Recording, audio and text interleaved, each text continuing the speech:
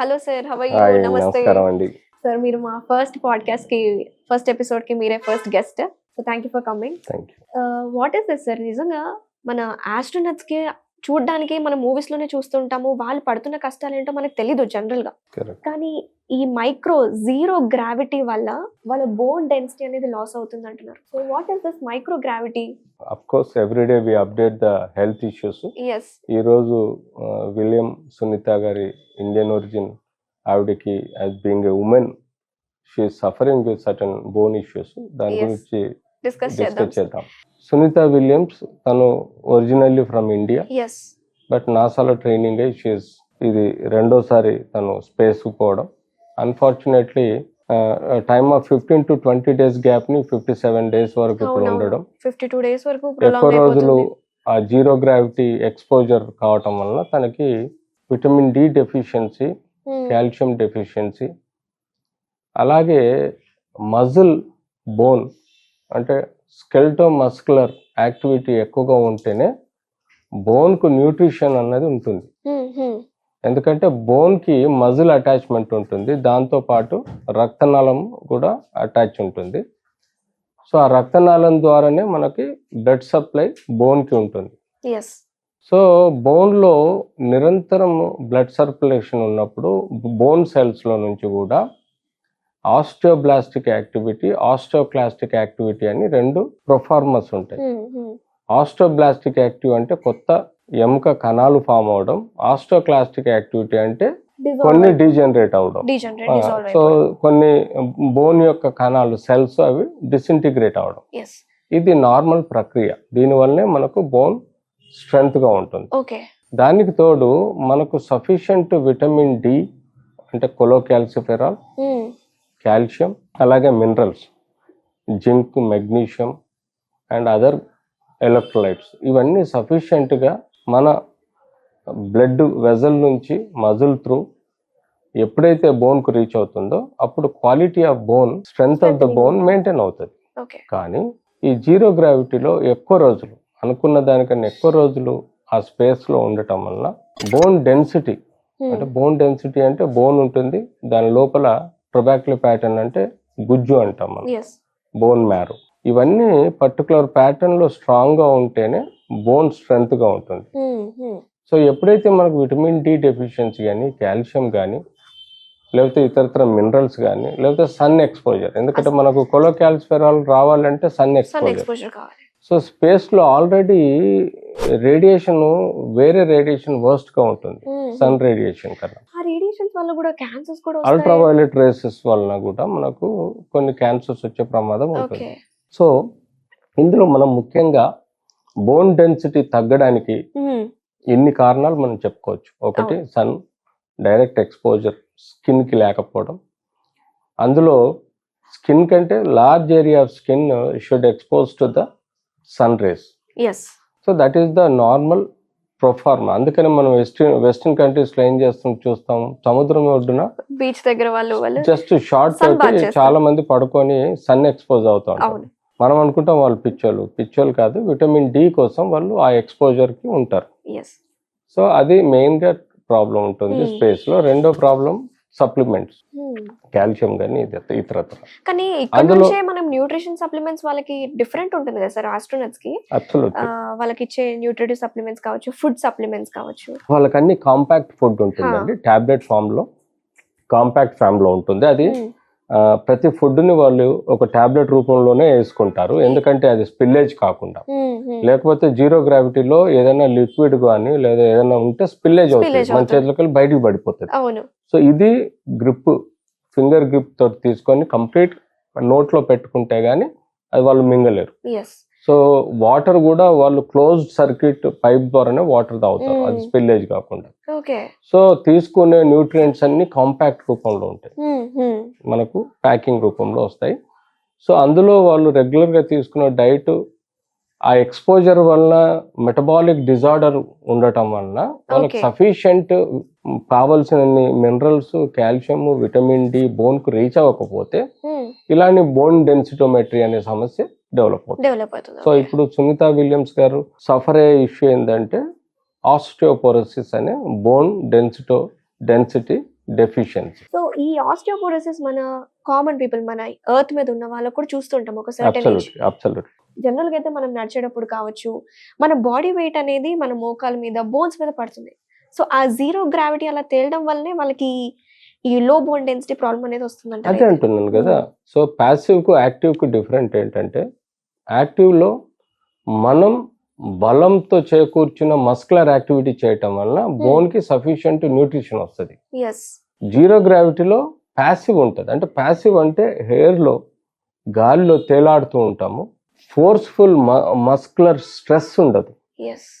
So forceful muscular stress లేనప్పుడు నువ్వు energy use చేయవు, ఎక్కువ ఎనర్జీ వాడవు. దానివల్ల మస్కులర్ యాక్టివిటీ తగ్గుద్ది. దాన్ని డిస్ట్రోపీ అనొచ్చు, అట్రోపీ అనొచ్చు. ఓకే. సో మస్కులర్ ప్రాబ్లమ్స్ కూడా వస్తాయి. ఓకే. సో దీని వలన కూడా మనకు న్యూట్రియంట్స్ ప్రాపర్ సప్లై అన్నది మజిల్స్ త్రూ ద బోన్ కి, అన్ని muscles arises from the bones. Yes. From there ఎక్కువగా న్యూట్రియంట్ బ్లడ్ ని సప్లై చేయడం జరుగుతుంది, ఆక్సిజన్ బ్లడ్ ని సప్లై చేయడం జరుగుతుంది.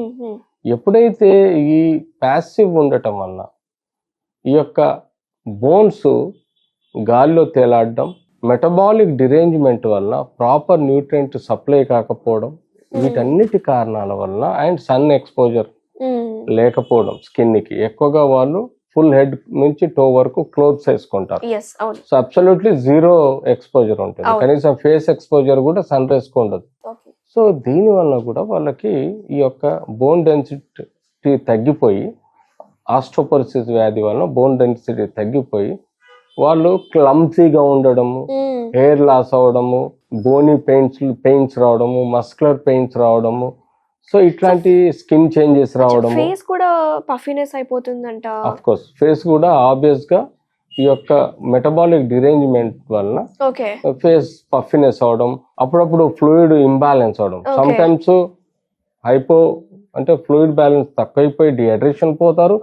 అప్పుడప్పుడు తీసుకునే ఫ్లూయిడ్ వలన హైపర్ అయిపోయి వాళ్ళకి ఫేస్ లో పఫీనెస్ రావడం, కిడ్నీలో ఎక్కువగా ఉబ్బడం, కిడ్నీలో స్టోన్స్ ఫామ్ అవడం, ఇన్ఫెక్షన్ రావడం అనేది మనం చూస్తుంటాం. చాలా దారుణమైన. సో ఇలాంటి సమస్యలు వచ్చినప్పుడు యూజువల్ గా వాళ్ళకి ట్రైనింగ్ ఇచ్చిన తర్వాత కొన్ని ఎమర్జెన్సీ మెడిసిన్స్ అంటూ కూడా ఉంటాయి. సో గ్రౌండ్ నుంచి ఒక మెడికల్ ఆఫీసర్ మానిటర్ చేస్తూ ఉంటారు, స్పెసిఫిక్ గా వాళ్ళు అడ్వైజ్ చేస్తూ ఉంటారు. But as such nothing to worry, she will come back. But unfortunately duration of stay ఎక్కువ ఉండటం వల్ల ఇలాంటి సఫరింగ్ ఉంది. సో బేసిక్ గా మనకి న్యూట్రిషన్ కూడా అవసరమే సార్. మనం ఇక్కడ ఉన్నా సరే మనం హెల్తీ డైట్ అంటూ ఉంటాము, మంచి న్యూట్రిషన్ తీసుకోవాలంటూ ఉంటాం. కానీ ఎక్సర్సైజెస్ కూడా దాంతోపాటు సైమల్టేనియస్ గా ఈక్వల్ ఇంపార్టెన్స్ ఇవ్వాలి. సో స్పేస్ లో ఉంటే వాళ్ళు, అక్కడ ఎయిర్ క్రాఫ్ట్ లో ఉంటే వాళ్ళకి ఎక్సర్సైజెస్ కూడా కొన్ని అడ్వాన్స్డ్ రెసిస్టివ్ ఎక్సర్సైజ్ ఏవో ఉంటాయి అంట కదా. ఉంటాయి, but those are not much active. అదే చెప్తున్నాను. సో జీరో గ్రావిటీలో యాక్టివ్ ఎక్సర్సైజెస్ వాళ్ళంతట వాళ్ళు జస్ట్ మూమెంట్స్ కోసమే వాడతారు తప్ప, వాళ్ళు యాక్టివ్ గా మన స్ట్రెంగ్త్, మనం ఎంతైతే ఎనర్జీ క్యాలరీస్ స్పెండ్ చేస్తామో అంత ఎనర్జీ క్యాలరీస్ వాళ్ళు స్పెండ్ చేయలేరు జీరో గ్రావిటీలో. సో దాని వల్ల వాళ్ళకి ఈ యొక్క ప్రాబ్లం ఎక్కువగా ఉంటుంది. ఈ సమస్యలన్నీ బాగా వస్తుంటాయి. మస్కులర్ ప్రాబ్లమ్స్, వీక్నెస్ ఇవన్నీ వస్తుంటాయి. మనం ఎక్కువగా సైకలాజికల్ గా కూడా వాళ్ళు ఏంటంటే ఇండివిజువల్ గా అక్కడ ఉండటం వల్ల వాళ్ళకి సైకలాజికల్ ఎఫెక్ట్ ఎక్కువ ఉంటుంది. సైకలాజికల్ ఎఫెక్ట్ అంటే ఫర్ ఎగ్జాంపుల్ వాళ్ళ ఫ్యామిలీ గుర్తు రావడము, లేకపోతే వాళ్ళు సింగిల్ గా ఫీల్ అవడము, లోన్లీ ఫీల్ అవడము, లేకపోతే వాళ్ళు మానసికంగా ఒత్తిడికి లోనే డిప్రెషన్ లోన్ అవడము, సో సమ్ టైమ్స్ ఎక్సైటైజ్ అవడము. సో ఇన్ కేస్ ఇట్లాంటి అన్టువర్డ్ సైకలాజికల్ చేంజెస్ ఉండటం వల్ల కూడా వాళ్ళకు ఈ యొక్క ఇష్యూ తోటి ప్రెషర్స్ పెరుగుతాయి, బ్రెయిన్ లో ప్రెషర్స్ పెరుగుతాయి. There will be confusion, stress పెరుగుతుంది. There will be confusion in the brain, disorientation. Sometimes అనుకున్నది ఒకటైతే చేయలేని, బ్రెయిన్ అండ్ హ్యాండ్ కోఆర్డినేషన్ సరిగా ఉండదు. సో ఇలాంటి సమస్యలు ఎన్నో మనం చూస్తుంటాం. సో దీనివల్ల కూడా మనకు ఫిజికల్ గా చేయాల్సిన ఎక్సర్సైజ్ సఫిషియెంట్ గా చేయకపోయినా డిప్రెషన్ లో ఉండి, సో ఇలాంటి ప్రాబ్లం అనేది ఎక్కువగా మనం చూస్తుంటాం. సో ఒక ఆస్ట్రోనాట్ ని చూసాను సార్ నేను ఒక వీడియోలో. ఆస్ట్రోనట్ ఒక రిటర్న్ అయిపోయారు, అక్కడ స్పేస్ టూర్ అంతా అయిపోయింది, మళ్ళీ హౌస్ వార్మింగ్ సెరమనీకి వచ్చిన తర్వాత తను ఒక స్పీచ్ ఇస్తుంటే అక్కడికక్కడ కొలాప్స్ అయిపోయింది తను. So I want to show that ఎందుకు ఇలా అయిపోతారు ఒకసారి చూడండి. And when I finally got to go out the door, that was something different too. And I figured that would never happen without the preparation we had training the team. And so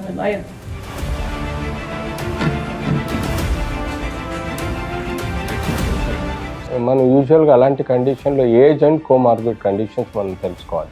if she is not recovered from the fall, that means could be A cardiac arrest. Okay, that is because of myocardial infarction. So ఆ ఏజ్లో తనకి triple vessel disease కానీ are double vessel disease కానీ heart చుట్టూ ఉండే రక్తనాళాలు black అయినప్పుడు sudden collapse అవుతారు. ఇది కామన్ అండి. రెండోది వాసోవేగల్ అటాక్ అని అంటాం. వాసోవేగల్ అటాక్ అంటే సర్వైకల్ రీజన్లో ఏవైతే వేగస్ నర్వ్ ప్రెషర్ వస్తుందో ఆ అటాక్ వల్ల కూడా వాళ్ళకి యూజువల్గా ఆర్టికులర్ ప్రెషర్ కానీ ఆర్టరీ ప్రెషర్ కానీ ఉన్నప్పుడు వాళ్ళకి టెంపరీగా ట్రాన్సియంట్ కంకషన్ వస్తుంది బ్రెయిన్లో, దానివల్ల పడిపోతారు. మూడోది హైపోగ్లైసిమిక్ కండిషన్, షుగర్ లెవెల్స్ సడన్గా డ్రాప్ అయినా సో ఇలా పడిపోవడానికి కారణాలు ఉన్నాయి. వాసోవేగల్కి అలాగే హైపోగ్లైసిమియాకి లేస్తారు. If it is a severe triple vessel disease like Abdul Kalam గారికి మాట్లాడుతూ ఇలా పడిపోయారు, చనిపోయారు. సో అబ్దుల్ కలాం గారు చనిపోవడానికి ముఖ్య కారణం ట్రిపుల్ వెజల్ డిజీజ్తో మ్యాసివ్ అటాక్ వచ్చేసి మయోకార్డియల్ ఇన్ఫెక్షన్ వచ్చి చనిపోయారు. So these are the reason. The duration తను స్పేస్ పోయి వచ్చిన తర్వాత ఎన్ని రోజులైంది, ఎంత so could be it's acclimatization లో ఆర్ నెగ్లెక్టెడ్ కార్డియాక్ ఎవాల్యుయేషన్ కానీ అయి ఉండాలి. కుడ్ బి ఫ్యాట్ గ్లోబ్యూల్స్ కానీ లేకపోతే ఎయిర్ గ్లోబ్యూల్స్ కానీ ఇవి యూజువల్ గా వెజల్స్ ని బ్లాక్ చేసే ఆస్కారం ఉంటుంది. కానీ తను లేచారు అంటే ఇట్ కుడ్ బి వాసోవేగల్ అటాక్ అని అయి ఉండాలి, transient, are could be a reason hypoglycaemia, sugar levels drop అవడం వల్ల వీళ్ళు ఇలా పడిపోయి లేస్తారు. మనం గతంలో చూసాము, గవర్నర్ తివారీ గారు ఇలానే మధ్యాహ్నం 3 గంటలకి స్పీచ్ ఇస్తూ సడన్ గా కింద పడిపోయారు. ఆయన ముందటే నేను కూర్చున్నాను, నా దగ్గర మ్యాంగో జ్యూస్ చేతిలో ఉండే. నాకు అప్పటికి తెలుసు తివారీ గారికి డయాబెటీస్ ఉంది, 3 గంటలైంది ఇంకా తినకుండా మీటింగ్ లో ఉన్నాడని. పడిపోగానే అర్థం చేసుకొని ఇమీడియట్లీ వెళ్ళి నా చేతిలో ఉన్న జ్యూస్ ని తాగిచ్చాను. విత్ ఇన్ 2 minutes లో లేచి మళ్ళీ నిలబడి స్పీచ్ ఇచ్చాను. సో ఎవరైనా సరే అలా అప్పటికప్పుడు అలా కొలాప్స్ అయిపోతే మనకు తెలీదు. ఫర్ ఎగ్జాంపుల్ మనం రోడ్డు మీద అలా వెళ్తూ ఉన్నా కూడా, ఎక్కడన్నా మనం మీటింగ్స్ లో ఉన్నా, వాళ్ళకి ఏ హెల్త్ కండిషన్ ఉందో మనకు తెలియదు. అలా కొలాప్స్ అయినప్పుడు మనం ఇమీడియట్ గా అప్పుడు మనం చేయాల్సిన ఫస్ట్ థింగ్ ఏంటి? ఫస్ట్ అబ్సల్యూట్లీ మనము హార్ట్ రేటు అంటే పల్స్ ఉందా లేదా, కాన్షియస్ ఉన్నాడా లేడా, రెస్పిరేషన్ తీసుకుంటుండా లేదా, ఈ 3 చాలా important.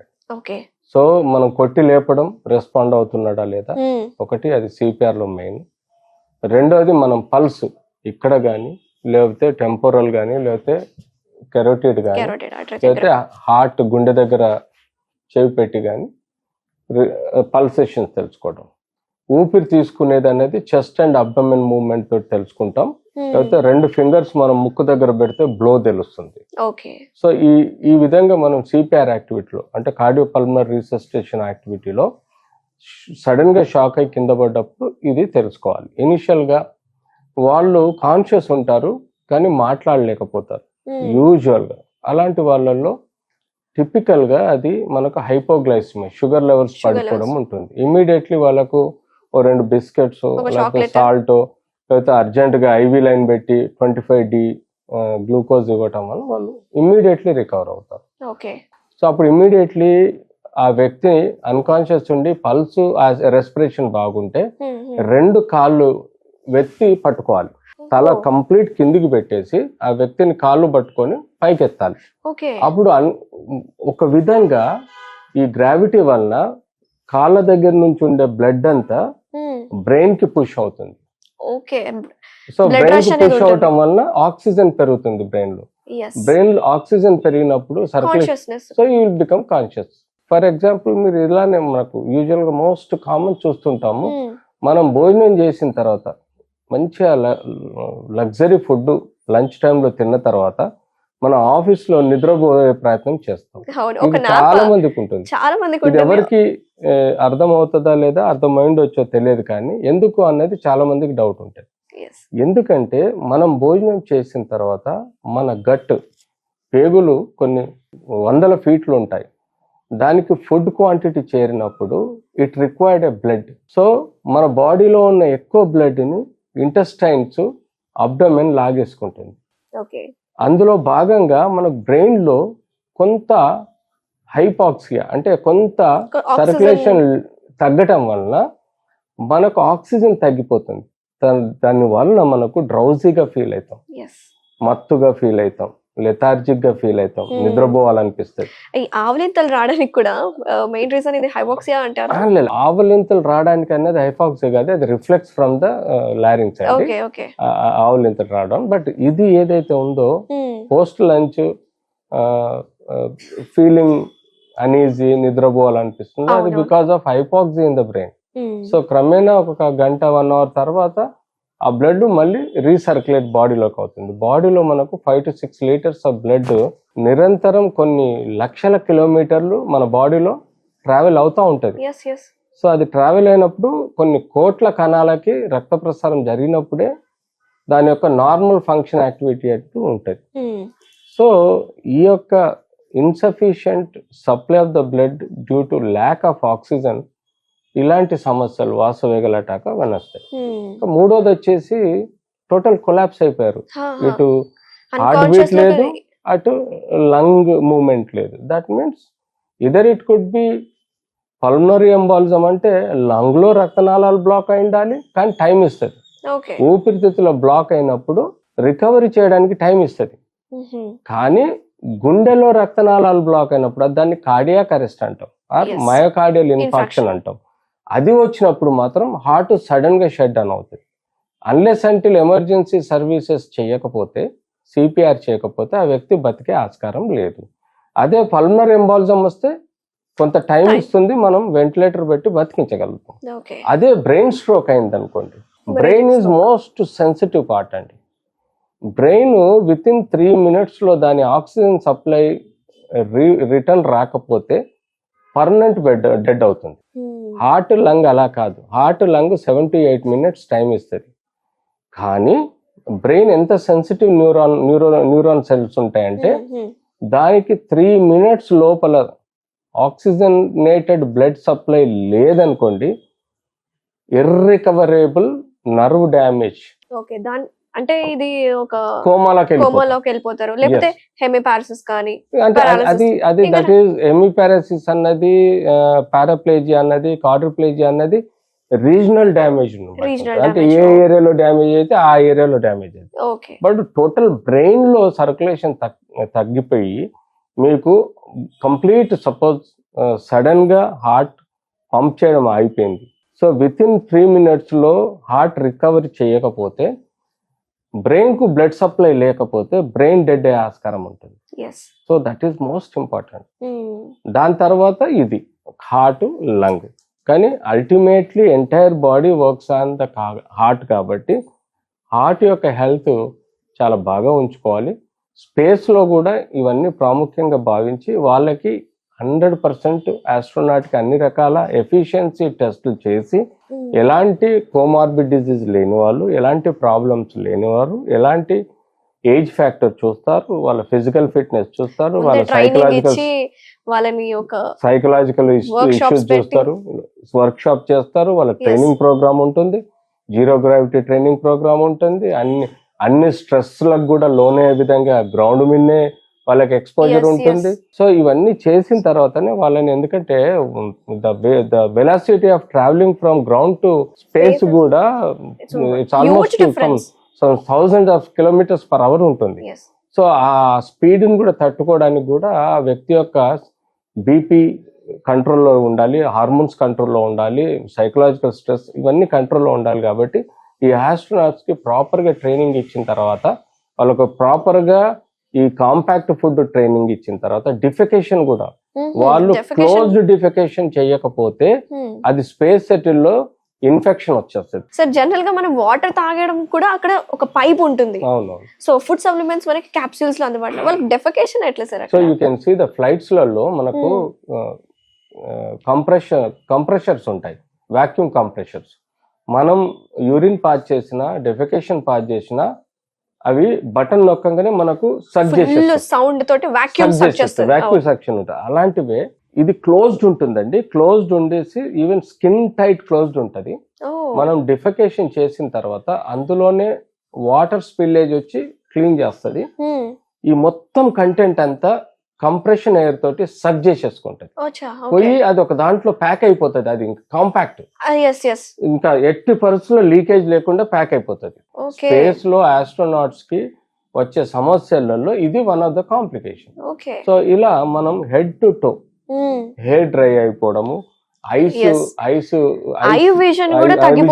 దెబ్బతిండము, nasal mucus membrane dry అవడము, మౌత్ లో ఇన్ఫెక్షన్స్ రావడము, వాళ్ళకు ఇయర్ లో ఇస్టాషన్ ట్యూబ్ దెబ్బతిండము, ఆ తర్వాత వచ్చేసి చెస్ట్ లో అబ్నార్మల్ ఎయిర్ ప్రెషర్స్ తోటి కొంచెం ఎస్ఓబిగా ఫీల్ అవడం, షార్ట్నెస్ ఆఫ్ బ్రీదింగ్ ఫీల్ అవడం, కార్డియోవాస్కులర్ ప్రాబ్లం రావడం, బ్రెయిన్ లో కన్ఫ్యూజన్ రావడం, ఈ డిసోరియంటేషన్ పోవడం, హ్యాండ్ టు బ్రెయిన్ కోఆర్డినేషన్ తగ్గిపోవడం, అలాగే గ్యాస్ట్రో ఇంటెస్టైనల్ ప్రాబ్లమ్స్ రావడం, మెటబాలిక్ సిస్టమ్ వలన లివర్ ప్రాబ్లమ్స్ రావడం, అంతేకాకుండా అమౌంట్ ఆఫ్ మనకు new red blood corpuscles form అవడానికి స్ప్లీన్ కొంత ఇబ్బంది పెట్టడం, అంతేకాకుండా పేగులలో మనకు ఎక్కువ జీరో గ్రావిటీలో మనం తీసుకున్న ఆహారంలో ఎక్కువగా మన ఫీకల్ మ్యాటర్ స్టోరేజ్ అయ్యి టాక్సిన్స్ రిలీజ్ అవడం, ఆ తర్వాత అన్ని మజిల్స్ చేతులు కాళ్ళల్లో మజిల్స్ వీక్ అయిపోయి అట్రోపీ డిస్ట్రోపీ అవ్వడం, అలాగే క్రాంప్స్ రావడం, మజిల్ క్రాంప్స్ రావడం, విటమిన్ డి, ఇలాంటి ఎన్నో సమస్యలు మనం స్పేస్ లో చూస్తాం. కాబట్టి వాళ్ళకి కొన్ని సంవత్సరాలు గ్రౌండ్ లో స్పేస్ లాంటి ఎన్విరాన్మెంట్ లో ట్రైనింగ్ ఇచ్చి, ఆ ఎన్విరాన్మెంట్ లో ఆ కాంపాక్ట్ ఫుడ్ ఇచ్చి, అలాగే వాళ్ళకి అన్ని అక్లటైమైజేషన్ చేసి వాళ్ళని స్పేస్ పంపడం జరుగుతుంది. So unfortunately never. అందుకనే 750 కోట్లలో 3-4 ఆస్ట్రోనాట్స్ ఉంటారు, మొత్తం ఉంటే 10 మంది ఉంటారు. సునీత విలియమ్స్ మళ్ళీ ల్యాండ్ మీదకి వచ్చినా కూడా తనకి మళ్ళీ ఇంకా అదర్ కాంప్లికేషన్స్ కూడా వస్తాయా? అబ్సల్యూట్లీ. ఇప్పుడు లాంగ్ టర్మ్ ఉండటం వల్ల కొన్ని కాంప్లికేషన్స్ డెవలప్ అయినాయి.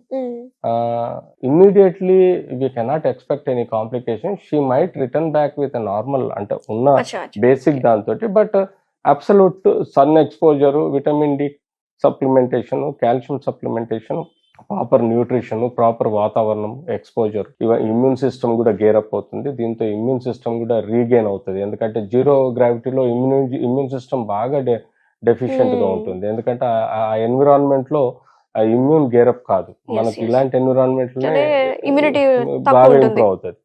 సో ఇలాంటివన్నీ మనకు రికవర్ అయిన తర్వాత she'll be all right, nothing to worry. Hopefully she'll be all right and హ్యాపీగా తన హెల్త్ రికవరీ అయిపోయి hope for a speed recovery and అంతా సక్సెస్ఫుల్ గా మళ్ళీ ల్యాండ్ మీదకి వచ్చేసి వెరీ ఇన్స్పైర్ గా తన జర్నీ, తన స్పేస్ జర్నీ ఇన్స్పైర్ గా ఉండాలి మన చూసే వాళ్ళకి. అండ్ కొత్త న్యూ ఆస్ట్రోనట్స్ ఎవరైతే వెళ్ళాలనుకుంటున్నారో కూడా వాళ్ళకు కూడా తను ఒక ఇన్స్పిరేషన్ గా ఉండాలి అని నేను అనుకుంటున్నాను. So very nice sir, thank you so much for your valuable time. Thank you, నమస్తే.